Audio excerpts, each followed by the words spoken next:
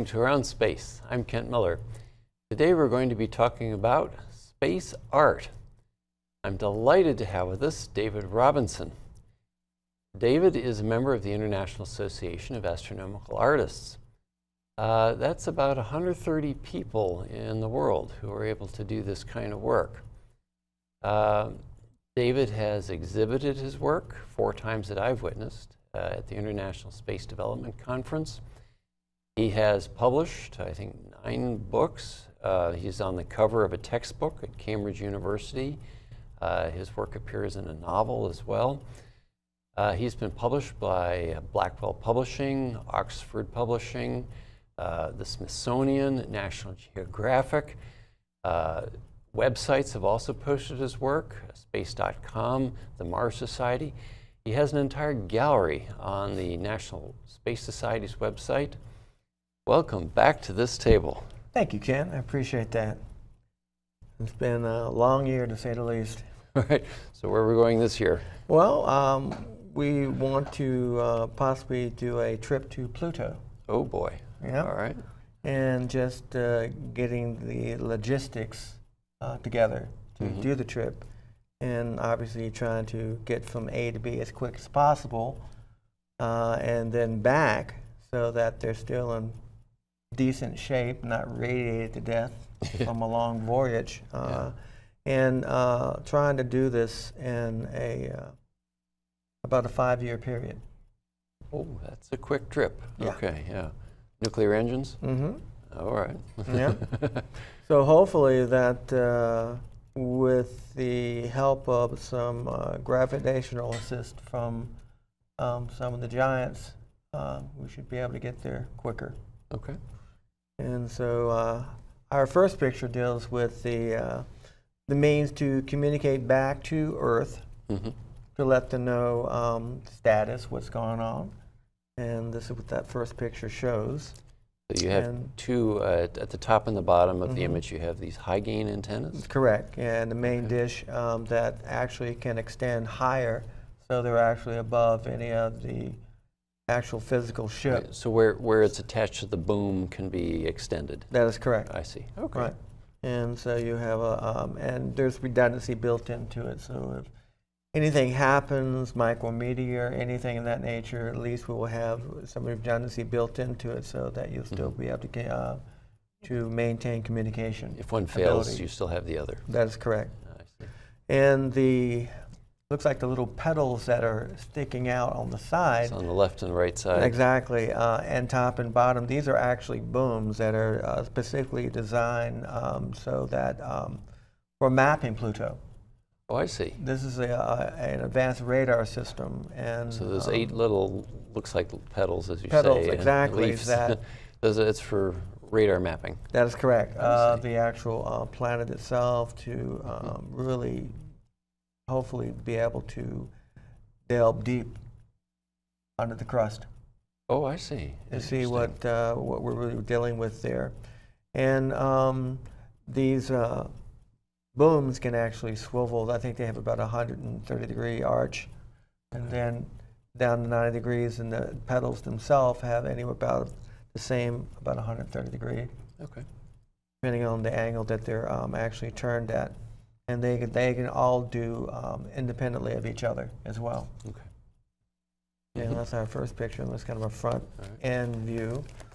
Second one is a top-down view of the same communication section, and obviously you can see the booms, and when they're between Earth and Jupiter, there are some solar panels out there to actually help with power. Okay. That are on the side, as you can see. That works out as far as Jupiter, but not any After further than that. Yeah, you're going to be a very hard time getting any kind of power. So you need nuclear nuclear power, and that would be furnished from the engine itself. Okay. And it just shows you just the hardware itself. Okay. All right, and then the next picture would show a profile shot. And both main dish, like I say, have the ability to actually rise above the top of any of the arms. Oh, that's right. You said you could move that main dish further out on the boom. That is correct. So you get above any of the actual ship itself, so you have a direct line of communication back to Earth. Okay. You know, So this is really the center part of a bigger ship. Correct. That you're not yet displaying. That's right. Okay. Yeah, trying to get all the telemetry back to Earth, and just trying to come up with some concepts and ideas that are a little out of the box. These arms can actually are really meant to do a lot of topography mapping of Pluto, and so they put out a heck of a lot of wattage for that, and then transmitting the information back to Earth is for the main dishes. Okay. Yep. And then we have just an angle view showing you exactly what the design looks like. And again, you should see the main dishes, the solar panels, and the framing, how it actually was put together. And I think altogether that was about 28,000 actual individual parts. You've been busy this Yeah, year. exactly. And then you actually have the wireframe showing exactly what the communication section looks like. So, impressive amount of work there. yeah, it was actually Ron actually ends up about it's like 8,000, about 8,500 parts.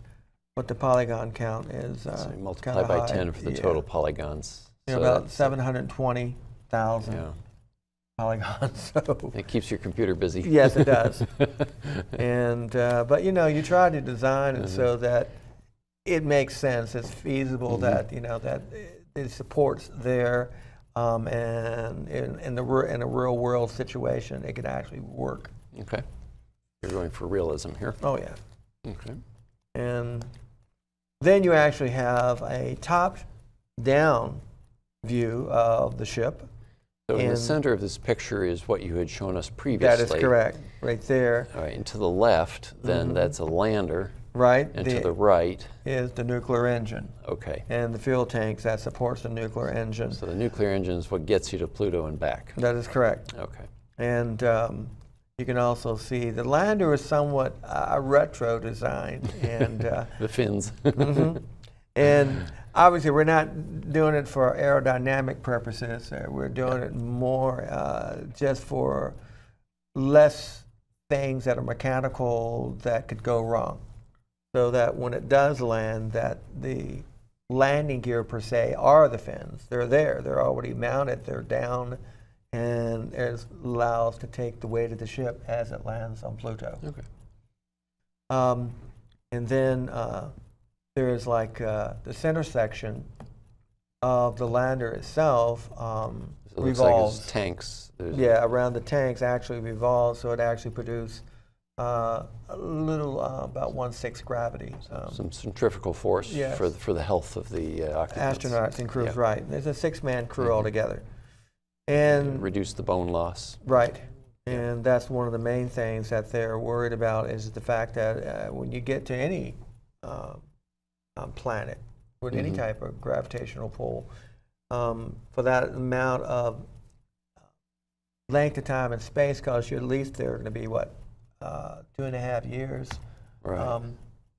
And then we're talking a complete travel time back and forth of About 5 years. Yeah, 5 years, so about 2.5 years there, Yeah. probably a week or so or more, about maybe 2 weeks on the planet surface, Pluto, and then back to the main ship that's orbiting Pluto, and then again back to Earth as quickly as you possibly can get there. Yeah. So you really do need that artificial gravity to prevent health issues. That is correct. Yeah. And let's see.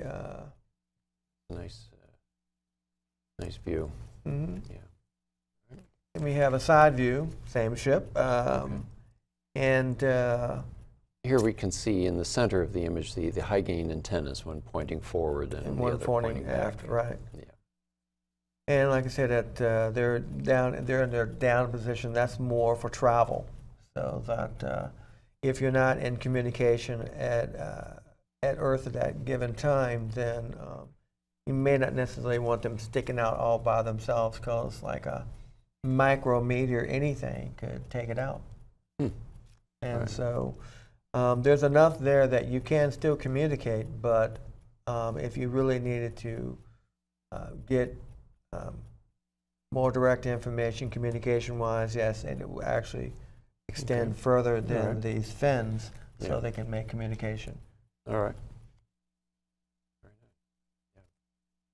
And then you have just an angle view Right. showing the ship, and the little ball command deck, which actually This is all the way over rotates. on the left side. We see That's correct.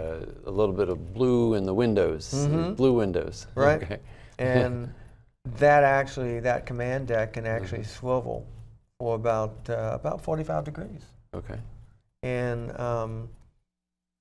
there's a little tunnel you can see on top that they can That takes you back to the The- rotating yeah, exactly. habitation area. Right, and they climb down there, and your front hatch for another ship to connect. Okay, so when that's they a get docking, back a docking port, so collar. when they yeah. get back into Mhm. Leo, and hopefully that's the most things we're dealing with right now, is the amount of weight and Mhm. consumables, and having enough fuel to basically transit from Earth and doing some gravity assist from, say, Jupiter or Saturn, Mhm. and to get out to Pluto as quick as you possibly can. But then you need enough fuel to be able to slow down Yeah. to get into orbit around Pluto. Once you're in orbit, then the lander attached from the rest of the ship and Mhm. makes its journey to the surface. And because of so little atmosphere that Pluto has, and it only seems to show up at certain times of the year, that Pluto's year. yeah. Yeah. And so for that reason, it makes it easier to land there. So, as I understand it, the heavy lifting for this mission is done by the nuclear engine over on the right side of that image. That is correct. That does almost all of the delta V. Right. Now, the lander would be more of a cryogenic type Correct. engine, and it has relatively little delta V to get down to the surface. and That's back. correct. They're just dealing, I see. basically just dealing, and you maneuvering retro rockets Mhm. on the ship for orientation, just to make sure that you land upright. Yes, of course. That would help. It's helpful, yes. Yes. And then you have a wireframe of what we just showed, and this has close to about 28,000 objects. actual individual objects. So in this about model. 10 times as many, over 250,000 polygons. That's then. correct, and close to 315,000. Actually, it's 3,400,000 and some odd thousand polygons.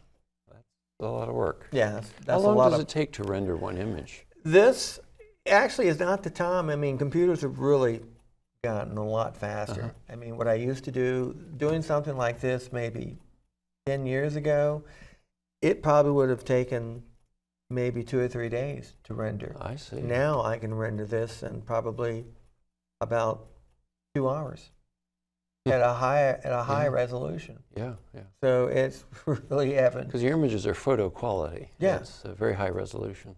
And Excellent. yeah, I'm really happy with the way they're being rendered, but I'm also maxing out what the program I'm using right now, Bryce, is capable of doing. And these ships are coming in at a little less than about 400 megs. Yeah. Okay. When you start pushing 500, 600, I even have a friend that pushes over 1,000 a gig of data on a shot, and it takes him anywhere from about a half hour for it to save the file, Yeah, yeah. if it saves at all. And if it doesn't save, it's really hard to regain control of your resources to try a second attempt, because if you can't do it, then you can't save it as is. So what we end up doing is save it in sections. Right, yeah. And then we put it together, then we just have a new, complete, clean slate. And then we take each section and add until we got the whole ship back. So that's how we build in sections. Like, That's like why, a collage. right, Yeah. exactly. And that's why you see it boxed out like that. Yeah. Because that's how you can put it together for the image itself.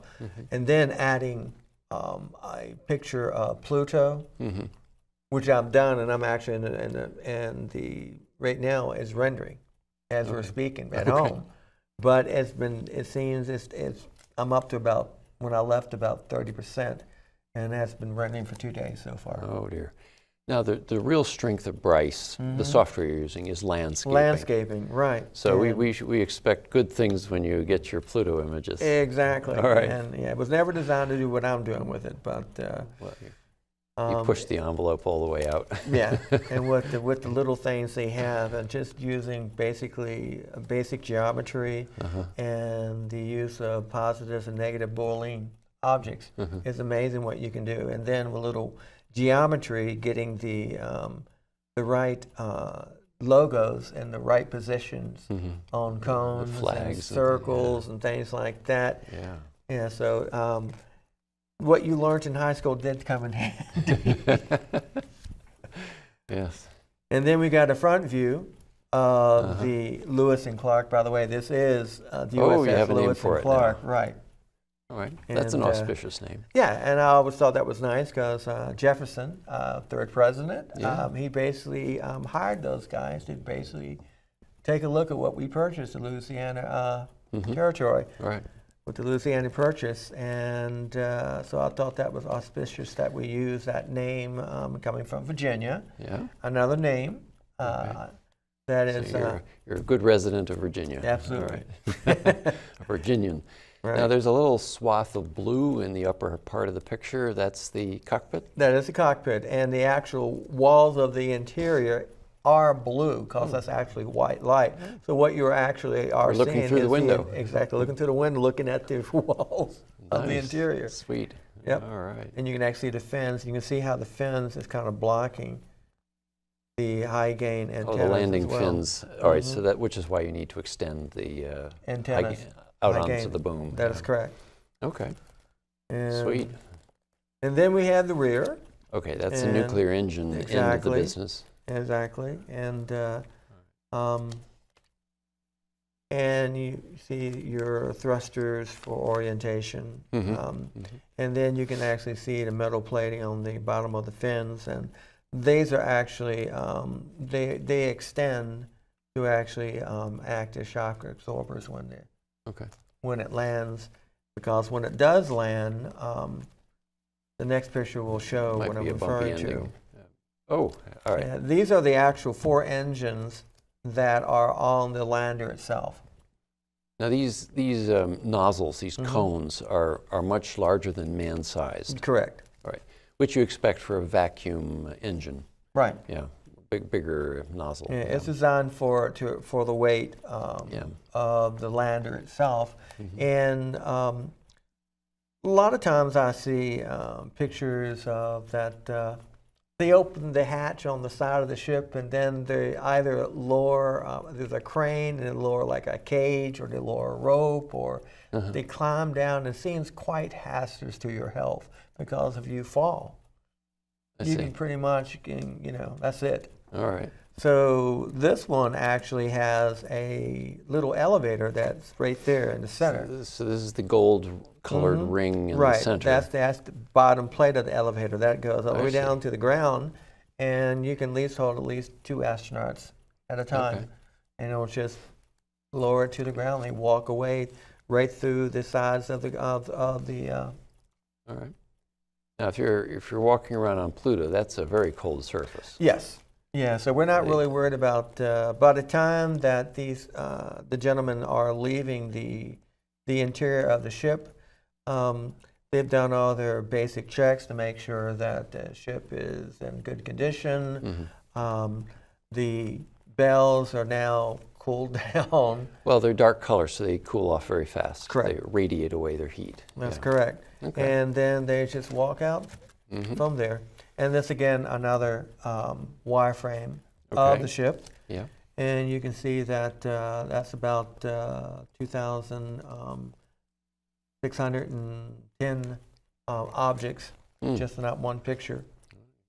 Doing a lot of work on this. Yeah, if I was going to do the detail, I like the little detail, because even though you may not see it that often, when I do a close-up of a section, maybe an astronaut on the surface, near the engines, you'll be able to see that detail. All right. Let's take a look at your nuclear Right? engine here. And actually, this was done, this actual nuclear engine I designed this about 17 years ago Okay. on a really early model that I was working on then. Okay. And I was going back through old files, and I came across it and said, with a little help and a Could little use that, yeah. a little more shaping, I could actually use that. So that's what I did, added new engines and a few other things, and it kind of worked out pretty well. All right, so there's little tanks around the belly, that's hydrogen. That's correct. Nuclear engines use just hydrogen. That is Okay. correct. All right. And then I have a very thick The thick cylinder near the front, and that's radiation shield. radiation shielding, correct. Yeah, that's important. And on top of that, you have your thrusters, orientation thrusters. Attitude control. That's Yeah. correct. Okay. And, Splendid, splendid. And then side profile, Right, now we're profile back to the view center of section. exactly of the high gain antennas, and the fuel tanks behind that to the right, and right in front of the nuclear engine. So the fuel tanks actually help block any radiation getting further. And so if they had to do any kind of outside work, that actually protects the astronauts as well. Yeah. The hydrogen is especially good at stopping neutrons. That is so correct. That's very important. Right. Yeah. Oh, very good. And then we have the actual main lander, which it's kind of have a retro feel to it, but I kind of like that. I was thinking something different, and rather than come up with some exotic looking ship that has a lot of things, I went that way.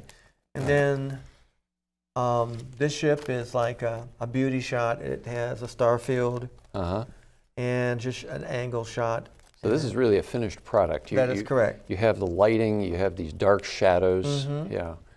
The star field. Star fields, and My exactly. And goodness. this just shows what it would look like in deep space. Yeah, you could put this in a frame and sell it. Yeah, This is amazing. That's correct. Beautiful. And then another close-up Yeah. in the front, and you can see the two astronauts sitting in the command section. Okay, that's the blue stripe. That's the blue area, right, yeah, up top. And you got the NASA meatball there. Yeah, I got the NASA meatball, and I got the American flag, and I got the logo for the USS Lewis and Clark. Okay, that's the green logo Yeah, there. yeah. I designed my own logos for my spaceships. Okay. And then, last but not least, it's the ship heading out towards Pluto, but not there yet. Okay, so it's lit from the sun's from the right sun. side. Yeah. From the right side, moving away from Earth and Mars and Jupiter, and that basically that's about the intensity you would find at the side of that point, that distance. And so one side is dark, the other side is lit.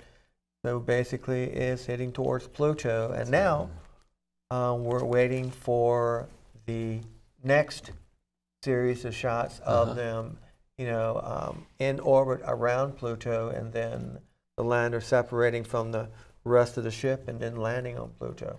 Now, one of the things you need as input, being an artist, is the high-resolution photos of Pluto. Which I'm still kind of looking for. We definitely have some, but still I'm looking for more. I'm seeing what else they have, because they cannot, for the amount of telemetry and information that they're still sending it back now. Yeah. Well, I think it's being sent twice. The first time it was sent compressed. Right. And but then it's going to be resent again, I guess uncompressed. Right. And that takes it's months. A lot more data involved there because it's uncompressed. Yeah. But I hope for that reason the quality is going to be there. And It was amazing, the pictures they were able to shoot in that short length of time. People don't understand how fast a clip, you know, the New Horizon was moving as it passed by very Pluto, because it fast, yeah. didn't have the fuel to stop, you know, and hang out for a couple of days. It was moving unbelievably fast, and for them to be able to set all the correct parameters with the correct mathematics, so they'll be at the right position for the camera to shoot the shots, to get the atmosphere and get all these shots. It's that all truly had to be mind-boggling. set up ahead of time. Absolutely, it's quite impressive. JPL did a masterful job. Tour de force. Absolutely. I mean, you couldn't find better All righty. than JPL. Well, thank you so much, and Thank you, please Ken. come back this year with Absolutely. With the with final. We want to see the landing. Absolutely, yeah. You definitely will be seeing it this coming year. You're going wanna to have the landing and the guys on the planet, and I'll have the correct colors and everything to show the terrain because of the pictures we have. And I love the landscaping work you've done. appreciate All right. that. Well, thank you for joining us here at Around Space.